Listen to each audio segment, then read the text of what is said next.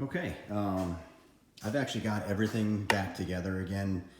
I had planned on recording, putting things back together, but honestly, it was the same process as taking it apart, exactly the same.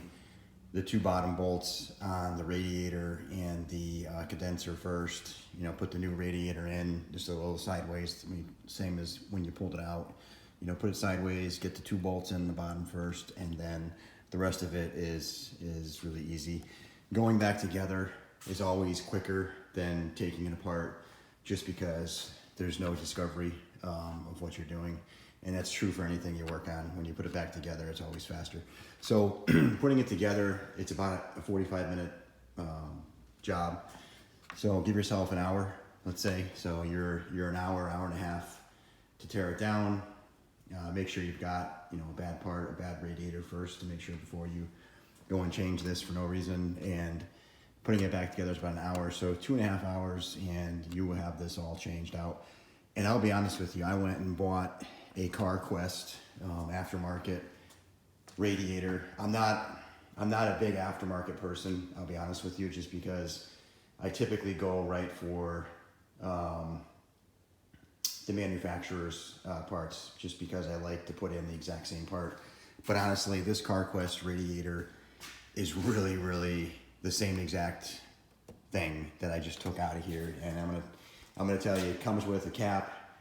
It comes with all your rubber mounts that you need to replace, and it looks identical to the Mopar one that I just took out of this. So say what you want about aftermarket parts, but in this scenario, $220 I paid for this, and I was looking at about $650 for the Mopar one, and I had to wait about a week to get it.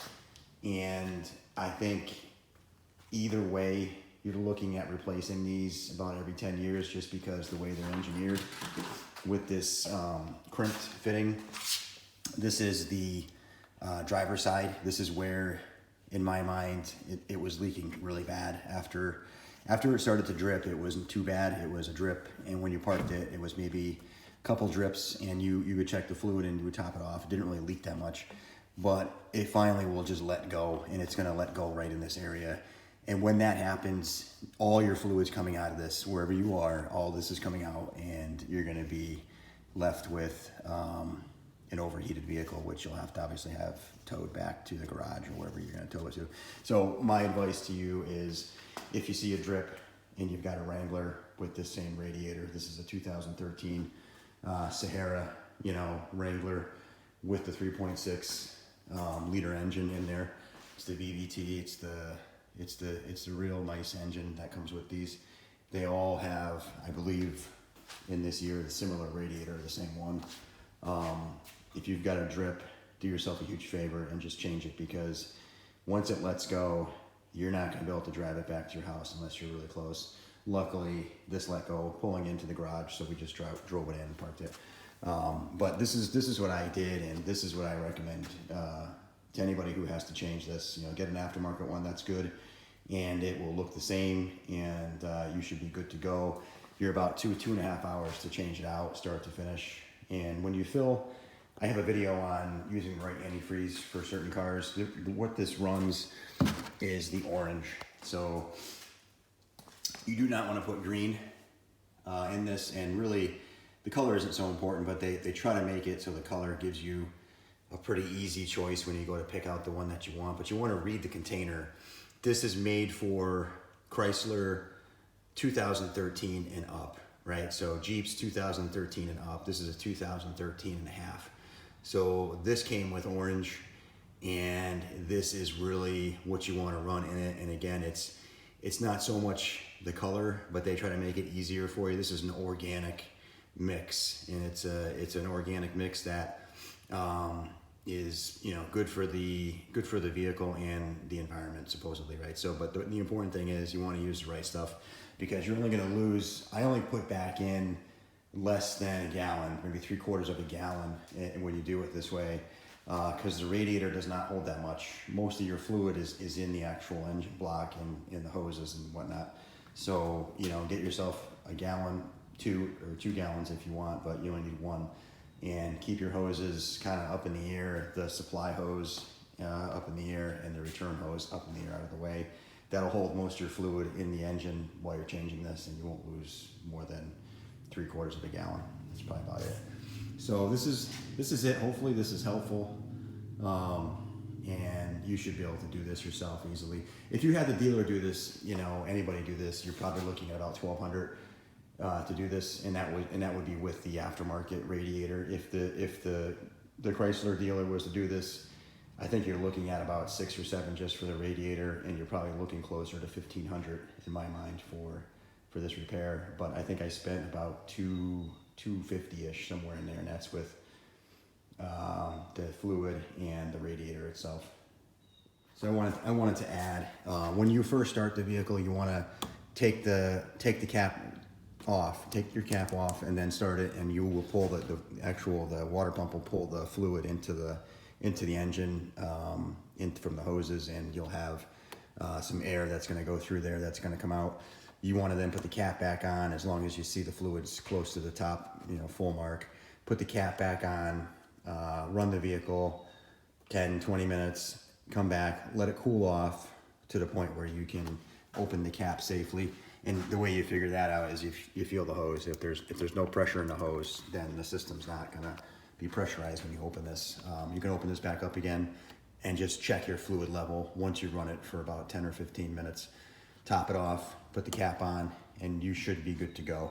Obviously, check for leaks underneath it and make sure nothing is leaking. Okay, so I wanted to add one more thing to this job. I think this is a really common thing on a lot of vehicles, and I'll say that on the Wrangler with this particular design, for sure, it will happen just about every time you take either the radiator out or you change out the thermostat, or anytime you drain any of the antifreeze from the engine. It will have air. Air is going to get left behind in the system, right? And they make a tool that is designed to use to avoid this, and I would highly recommend getting that tool if you don't already have it. I don't have one. I will probably buy one after this project, but the tool actually takes the air out of the system for you as you fill it. And what happens is there's air most likely either in the heater core or the lines from the heater core to behind the thermostat area where the head is. And the way the thermostat works is it needs heat, hot coolant to be present behind it to really do its job and open up. And I think it's about 195-ish on most thermostats, 200 in that range. So your thermostat is closed until you reach about that temperature, and then when it opens, only then will the fluid circulate, and only then will the air be pushed and purged from the system. However, when you disturb the system, it can't get to the point where it needs to open, and what happens is it never opens, and the engine will not be circulating coolant through the radiator. It'll just use the coolant, if any is left, inside the engine itself. So that's where, if you didn't do this step at the end, or at least check what I'm about to show you at the end, you're gonna run the risk of either overheating or running hot and not knowing why, right? So there's an easy way to avoid this, and really on the Wranglers, this is gonna happen for sure, so you kind of have to do this step. I wouldn't even try to take it for a test drive until you've gotten past this part.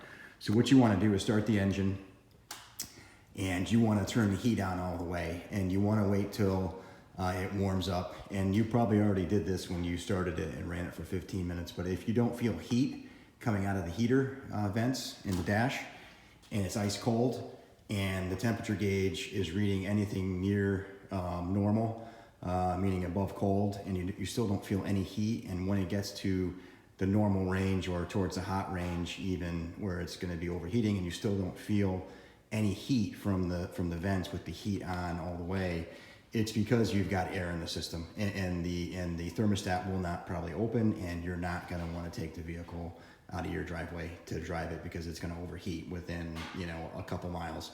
So to get that fixed, what you wanna do is you wanna turn off the Jeep, right? And let it cool. And once you have it cooled down, then you want to open up your cap, right? And so no pressure in here, open the cap.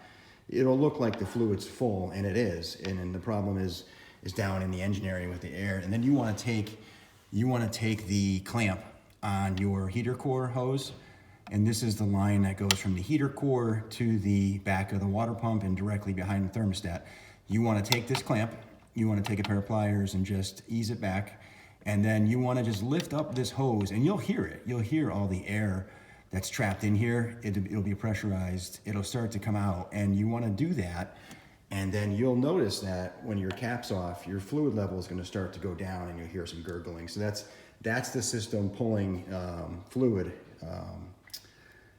antifreeze, into the area that has the air. So you're going to do that. You're going to put the cap back on, or leave the cap off, and you're going to start the engine again.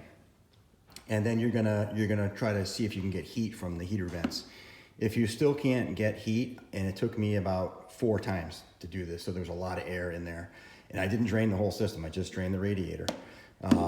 Do that about 4 times. Just pull that clamp back again, and just pull the hose back far enough to let the air escape within the line. And you'll see the same thing. It'll gurgle, it'll go down even more. And then do the same process over and over again until you feel heat in your heater vents. Only then, when you feel the heat, you're guaranteed that you've gotten the majority of the air out of this system. That will now allow the thermostat to open when it needs to, and then the engine will now circulate the coolant from the radiator and throughout the entire system when it reaches about 200, about 195, and it'll work normally.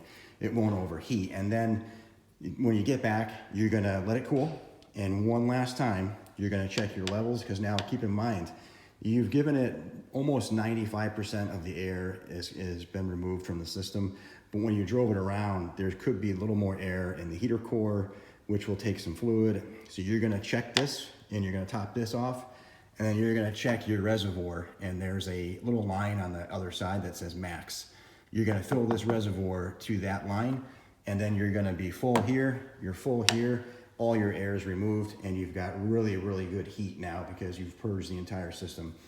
You have to do this on this vehicle. If you don't, you will definitely overheat.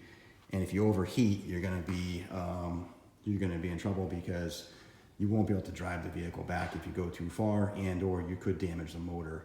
And actually, you will damage the motor if you go too far with this. So definitely do this last step. This took me about half an hour to purge the system, and I did it about 4 times, letting the air out and then filling it and letting it run. So it's about a half an hour more for this job, and this is the step you definitely have to do.